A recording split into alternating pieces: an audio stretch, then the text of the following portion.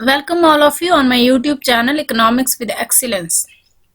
आज हम micro economics का इनकम कंजम्पशन कर्व करने जा रहे हैं और इसमें हम करेंगे कि जो इनकम कंजम्पशन कर्व है वो कैसे डिफाइंड होता है और कंज्यूमर की जो इनकम है उसमें चेंज आने के कारण इनकम कंजम्पशन कर्व कैसे फॉर्मुलेट होता है। मेरी पिछली वीडियो में हम इंडिफरेंस कर्व की जो अप्रोचेस है उसको पढ़ चुके हैं और इंडिफरेंस मैप का जो कॉन्सेप्ट था वो भी हमने पढ़ा था। इसी इंडिफरेंस मैप की हेल्प से हम देखेंगे कि जो इंडिफरेंस कंजम्पशन कर्व है वो कैसे बनता है। जो इनकम कंजम्पशन कर्व है वो बेसिकली इनकम इफेक्ट को ट्रैक करता है। जो दो वस्तुओं की जो यूनिट्स किसी कंज्यूमर के द्वारा कंज्यूम की जाती हैं उस पर खर्च की जाने वाली जो उसकी इनकम है उसको ट्रैक करता है। और इनकम इफेक्ट या तो पॉजिटिव हो सकता है या फिर नेगेटिव हो सकता है। इनकम इफेक्ट पॉजिटिव उस समय होता है जब किसी कंज्यूमर की इनकम इंक्रीज होने से कंज्यूमर उस पर्टिकुलर वस्तु की जो कंजम्पशन है उसको भी इंक्रीज कर देता है। यही जो इफेक्ट है इसको पॉजिटिव इफेक्ट कहते हैं। और इनकम इफेक्ट जो है वो नेगेटिव उस समय कहलाता है जब कंज्यूमर की जो इनकम है उसके इंक्रीज होने पर कंज्यूमर किसी वस्तु की जो क्वांटिटी है या फिर किसी वस्तु की जो कंजम्पशन है उसको डिक्रीज कर देता है, मतलब कि उसको कम खरीदता है। इसी वजह से जो इनकम इफेक्ट है वो नेगेटिव हो जाता है। इनकम कंजम्पशन कर्व को अब हम डायग्राम के माध्यम से समझेंगे।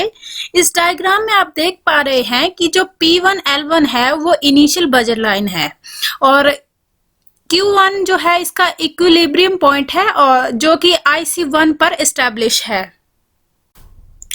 अब सपोज कीजिए कि जो कंज्यूमर है उसकी इनकम इंक्रीज हो जाती है, तो कंज्यूमर की इनकम में इंक्रीज आने के कारण कंज्यूमर जो है अब दोनों वस्तुओं की ज्यादा क्वांटिटीज खरीदने के काबिल हो चुका है।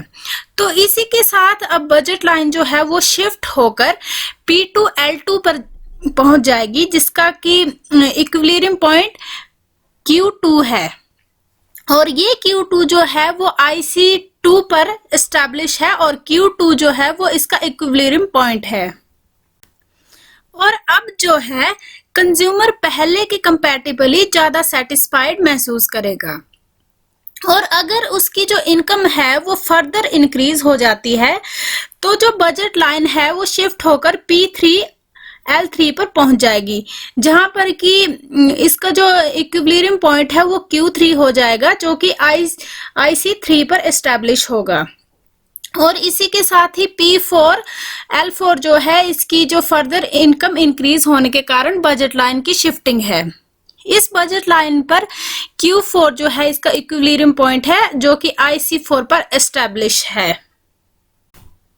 अब जो आप कंज्यूमर इक्विलिब्रियम के जो पॉइंट आप देख पा रहे हैं इसमें जो कि Q1, Q2, Q3 और Q4 हैं जो कि डायग्राम में स्पष्ट रूप से दिखाई दे रहे हैं। अगर हम इन सभी पॉइंट्स को मिला दें आपस में तो हमें एक जो है वो रेखा प्राप्त होती है। उस रेखा को जो है हम इनकम कंजम्पशन कर्व कहते हैं। मेरी जो आने वाली वीडियो है वो इसी से रिलेटेड है, तो उस वीडियो में हम एंजल का जो कर्व है वो पढ़ेंगे और उसकी जो एंजल कर्व का जो निर्धारण होता है वो किस तरह से होता है उसके बारे में हम पढ़ेंगे।